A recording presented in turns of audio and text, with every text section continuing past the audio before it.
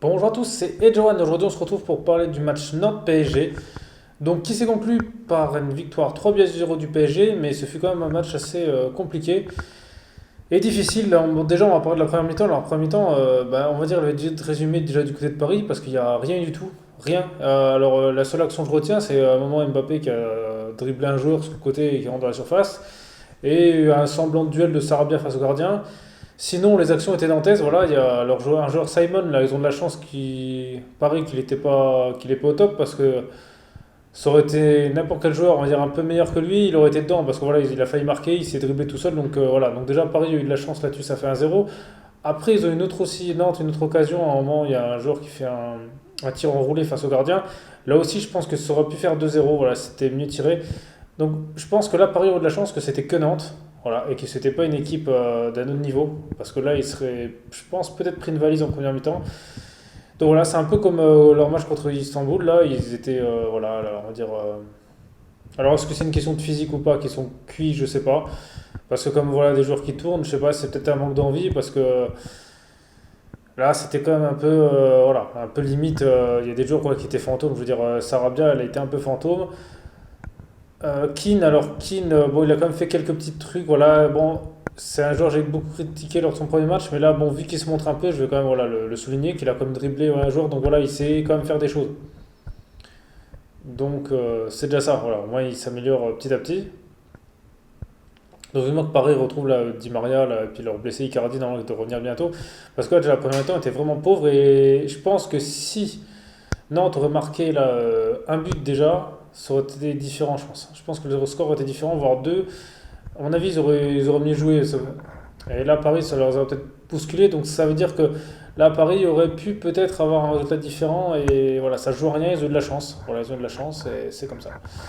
En deuxième mi-temps, donc au deuxième mi-temps, voilà, donc là on a vu que Paris était comme un grand club parce que voilà, ils ont marqué dès le début, voilà, dès la deuxième mi-temps, voilà, dès le début, en fait, Mbappé il a dribblé un peu, il a fait un centre à Herrera et puis hop, but.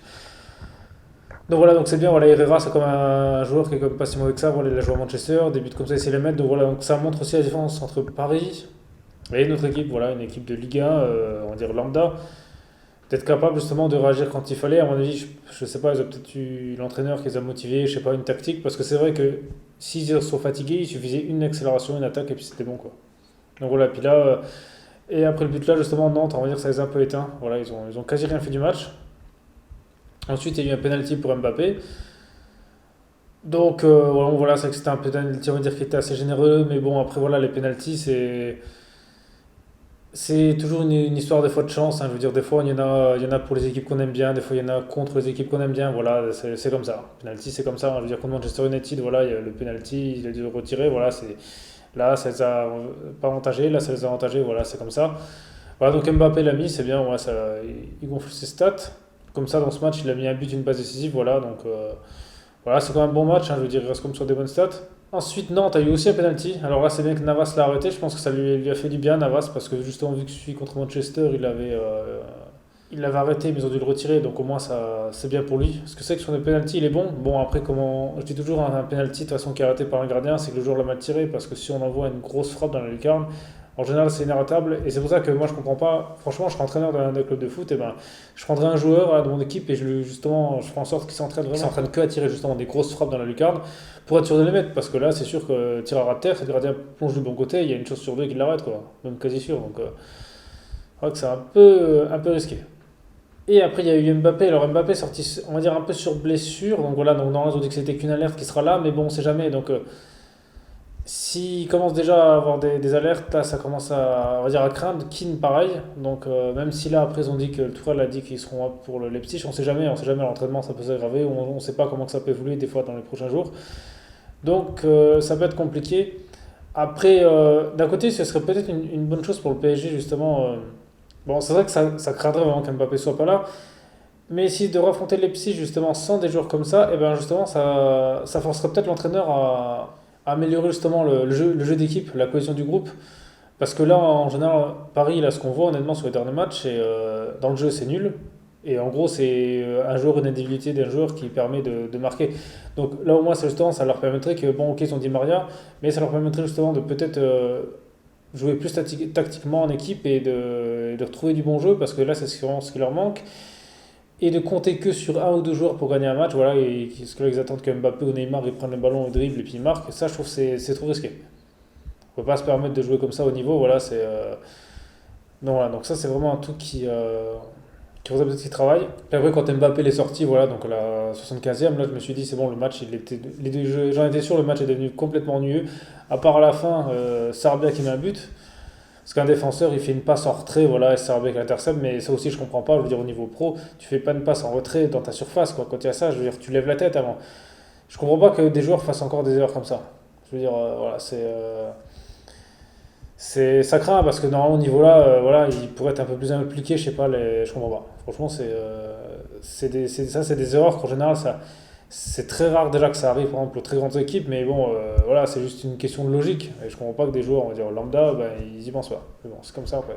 Après, il y a aussi un joueur là du PSG, la Ruiz. Alors, lui, je sais pas quel poste il joue, j'en joue au milieu, mais c'est le genre de joueur que je l'ai vu sur plusieurs matchs et moi je vois pas qu'est-ce que Tourelle il lui trouve qu'il le met tout le temps parce que à part je veux dire faire des simples passes ou là des fois des centres, il fait rien quoi. C'est pas un joueur qui il a rien d'exceptionnel, je veux dire dans le sens où n'importe quel joueur pourrait faire ce qu'il fait de foot. Donc je sais pas, bon ok il est encore jeune mais pour l'instant voilà, il a pas il démontre rien, il montre pas genre un talent particulier à tirer, à frapper, à centrer, à quelque chose, à courir.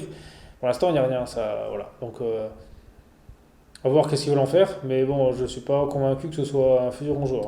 Donc voilà, sinon il n'y a pas grand-chose à dire sur ce match, hein. Voilà, c'était vraiment un match ennuyant, donc ils ont de la chance que franchement ils sont en Ligue 1 Paris. Parce que ça, ils se plaignent que le niveau en Ligue 1 est faible, mais heureusement, parce que sinon des matchs comme ça, dans un championnat un peu plus relevé, ben, ça serait vraiment compliqué, Paris ne serait pas champion, donc d'un côté, Paris justement, pour moi, a un gros avantage, c'est que, comparé aux autres clubs européens, c'est que le niveau de la Ligue 1 est plus faible. Donc ça permet justement de faire tourner plus facilement et de gagner les matchs sans forcément blesser les joueurs. Parce que vous prenez bon, le championnat d'Angleterre, qui a, on va dire, les 6 premiers en général peuvent être très compliqués à battre. L'Espagne, on va dire, les 5 premiers pareil. Bon, l'Allemagne c'est un peu différent, l'Allemagne c'est un peu plus simple aussi, mais donc voilà. Je pense que le championnat serait différent. Donc d'un côté, c'est comme une chance justement de jouer dans un championnat, on va dire, au niveau un peu plus bas. Comme ça permet justement de se reposer et après, dans les gros matchs, de mettre ce qu'il faut. Donc voilà, après à vous, dites-moi dans les commentaires justement ce que vous avez pensé de ce match. Il y a des choses que vous n'êtes pas d'accord avec moi, que j'ai oublié de dire, ou que vous avez vu, voilà, que j'ai pas vu, parce que des fois on peut pas tout voir, donc voilà. Et merci à tous aussi à ceux qui s'abonnent, parce que voilà, petit à petit, la chaîne commence à grandir, donc c'est top. Merci à vous, en tout cas, parce que grâce à vous, c'est vous qui faites grandir la chaîne, donc c'est gentil de votre part, voilà, je vous remercie. Et sinon, merci à tous d'avoir regardé cette vidéo, c'était Edge One, on se retrouve très vite pour une prochaine vidéo.